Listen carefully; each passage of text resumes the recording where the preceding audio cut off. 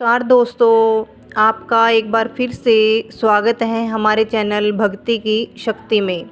आज के हमारे इस वीडियो में हम आपके लिए भाई बहन के पवित्र त्यौहार रक्षाबंधन की बहुत ही सुंदर कहानी लेकर आए हैं। एक समय की बात है, किसी नगर में एक साहूकार के 3 बेटे 3 बहुएं रहते थे। साहूकार की सबसे छोटी बहू बहुत ही सुशील और संस्कारी थी।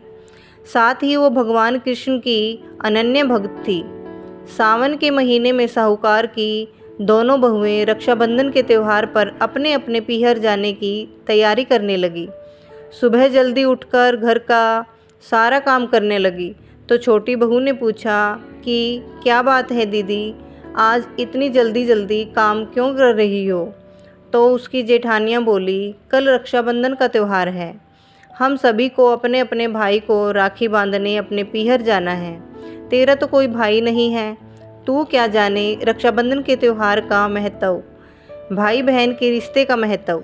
छोटी बहू को ये बात बहुत बुरी लगी और वो भगवान कृष्ण की प्रतिमा के सामने खड़ी होकर खूब रोई और बोली, यदि मेरा कोई भाई होता तो मैं भी अपने पीहर जाती। अगले दिन रक्षाबंधन का त्यौहार था।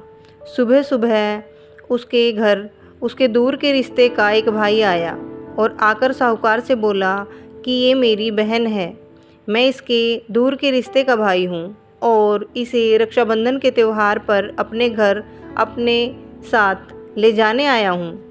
तब साहूकार का बेटा बोला, इसका तो कोई भाई ही नहीं है, तुम कौन हो? उसके समझाने पर साहूकार और उसका बेटा मान गया और छोटी बहू को उसके साथ भेजने को तैयार हो गए। परंतु छोटी बहू के पति के मन में कुछ शंका थी। वो बोला, आप इसे ले तो जाइए, परंतु वापस लेने मैं खुद आऊँगा। ऐसा कहकर उन्होंने छोटी बहू को उसके भाई के साथ रवाना किया। रास्ते में चलते चलते छोटी बहू ने अपने भाई से कहा, भैया तुम इतने सालों से कहाँ थे और पहले मुझसे रक्षाबंधन पर कभी राखी बंधवाने क्यों नहीं आए? तो उसका भाई बोला, बहन मैं 7 समुद्र पार प्रदेश में कमाने गया था। अब वे दोनों अपने घर पहुँचे और घर में भाभी ने बड़े आदर सत्कार से उसका स्वागत किया। रक्षाबंधन का त्यौहार मनाया। ऐसे ही हंसी खुशी समय बीत गया।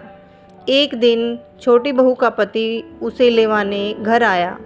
महल जैसा घर और ऐशो आराम देखकर वो चकित रह गया। भाई और भाभी ने उसकी खूब आवभगत करी। अगले दिन सुबह सुबह भाई और भाभी ने उसे उसके घर के लिए रवाना किया। विदा करते समय उसे खूब सोना चांदी हीरे जवाहरात दिए। थोड़ी दूर जाने पर छोटी बहू का पति बोला, अरे मैं गलती से अपना कुर्ता वहाँ भूल आया हूँ। तब वह बोली, कोई बात नहीं, आपका कुर्ता तो पुराना था, इतनी दूर वापस जाएंगे तो घर पहुँचते पहुँचते अंधेरा हो जाएगा। लेकिन उसका पति बोला, नहीं, मैं वापस जाकर अपना कुर्ता ले ही आता हूँ। ऐसा कहकर वह दोनों उसके भाई के घर के लिए वापस रवाना हुए। जैसे ही वे वहाँ पहुँचे तो वहाँ उन्होंने देखा भाई के महल नुमा महल की जगह एक पीपल का पेड़ है और उस पीपल के पेड़ पर छोटी बहू के पति का कुर्ता टंगा है। ये देखकर वो बहुत नाराज़ हुआ और अपनी पत्नी से बोला, ये क्या काला जादू है? कौन था वो जो तेरा भाई बनकर तुझे यहाँ लेकर आया था? मुझे तो शुरू से ही शक था, इसलिए मैं तुझे लेने आया था। बता कौन था वो? ऐसा कहकर वो छोटी बहू को मारने लगा। इतने में तेज प्रकाश के साथ भगवान श्री कृष्ण वहाँ प्रकट हुए और बोले, मत मारो इसे, ये मेरी बहन है। हर साल मुझे भाई मानकर ये मुझे राखी बांधती है।